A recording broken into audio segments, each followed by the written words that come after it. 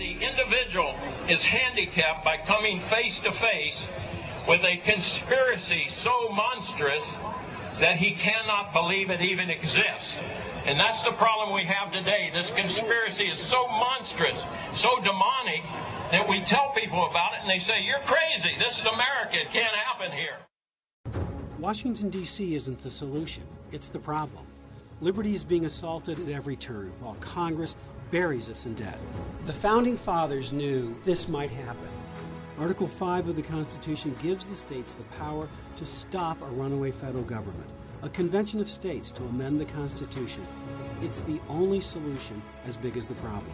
It's time to stand up, speak up, and show up. Join us at conventionofstates.com.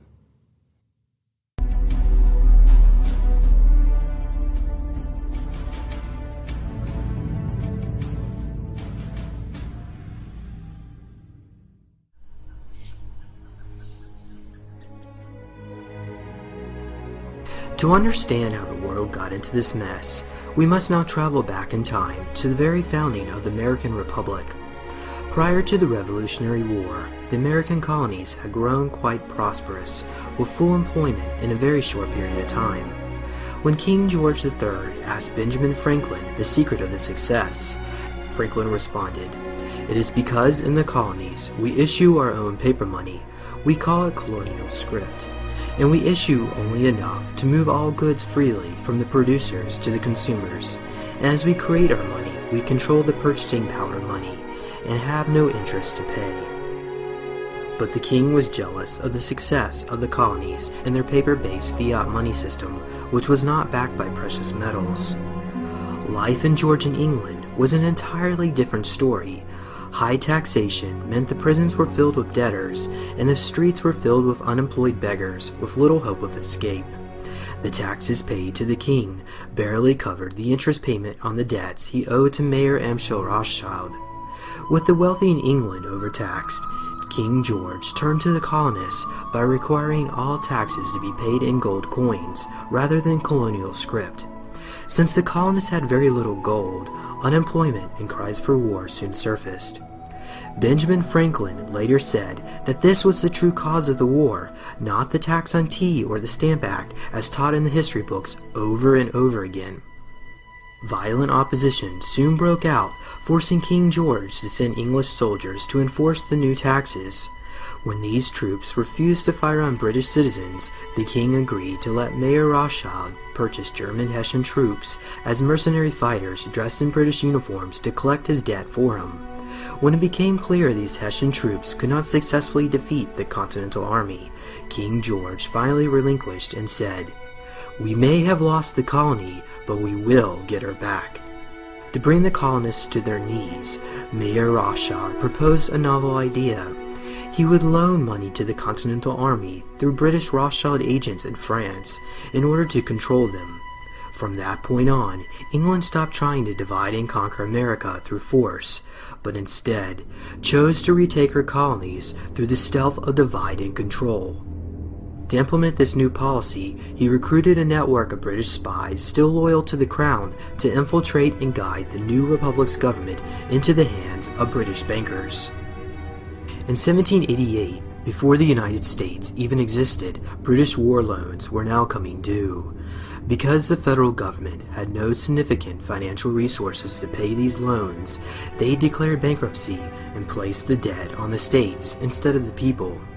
To make the war debt pending against the people, in 1790, Congress passed an act making a provision for the payment of the debt of the United States. This act abolished states of the Republic and created federal districts in their place. A portion of the war debts was then placed in each one of these districts. Soon after, all the states and citizens were reorganized as corporations, and as a corporation, you are not subject to the Bill of Rights. This may explain why you feel like you have no rights under the Constitution. It's because you don't. You are not subject to it. Even though the colonists had removed British troops from their lands, they were now at the mercy of British bankers.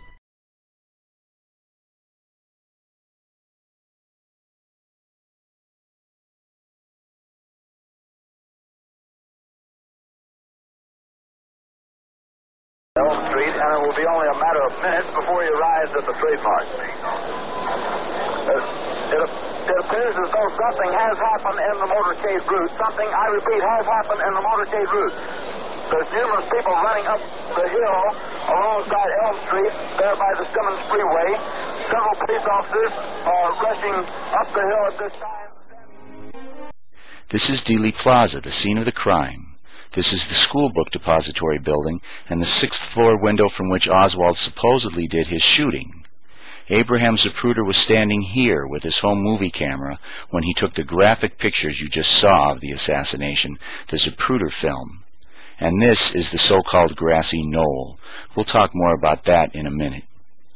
The official government version of the murder, the Warren Commission report, found that Lee Harvey Oswald fired 3 shots from the 6th floor of the Dallas School Book Depository building.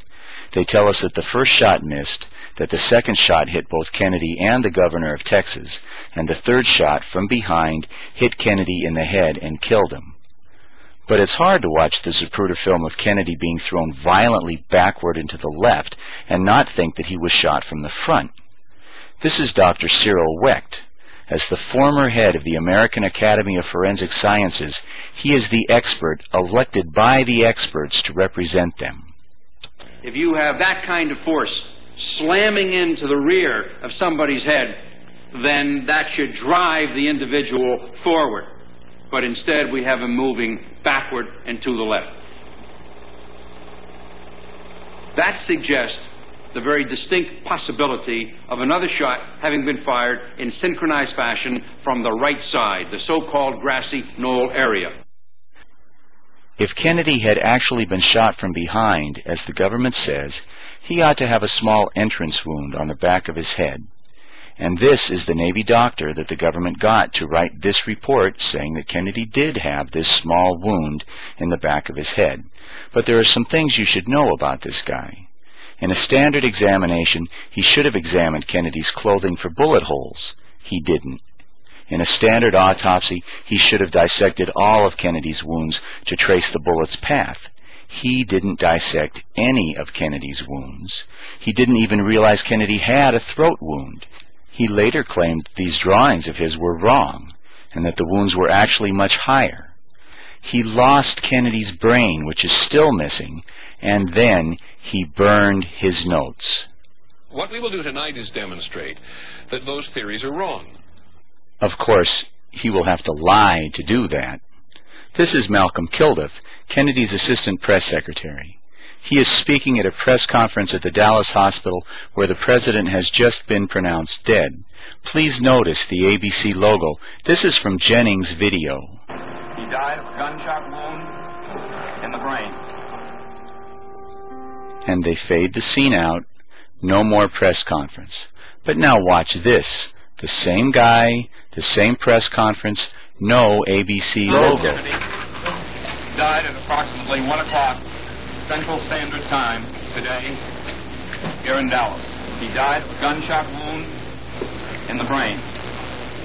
Dr. Berkeley told me it's a simple matter, Tom, of a bullet right through the head.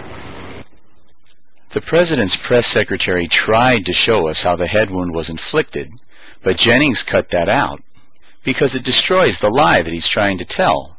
Jennings also attacks the movie JFK for misleading people to make them think that there was a shot from the front. Key shot.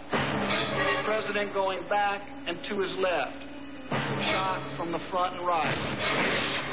Totally inconsistent with the shot from the depository. Again. Back to the left. Back and to the left. Back and to the left. Back and to the left. So how does Jennings refute this powerful evidence? He doesn't even try, really. He simply lies. Back and to the left in no way indicates where a bullet came from. One of the leading forensic scientists in America says that the film shows The very distinct possibility of another shot having been fired in synchronized fashion from the right side, the so-called grassy knoll area. But we're just supposed to take Jennings' word for it.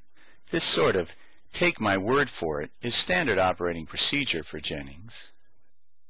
In all these years, there has not been a single piece of credible evidence to prove a conspiracy. In fact, 100% of the medical personnel in Dallas who saw the president's wounds described a large exit wound in the back of Kennedy's head about this size and location. Virtually all the witnesses near the grassy knoll say they heard a shot from that direction, and dozens of them chased after the gunman who fired that shot. Congress hired acoustic experts to analyze the sounds of a tape recording of the assassination. Their report was decisive and powerful. With a probability of 95% or better, there was indeed a shot fired from the grassy knoll. And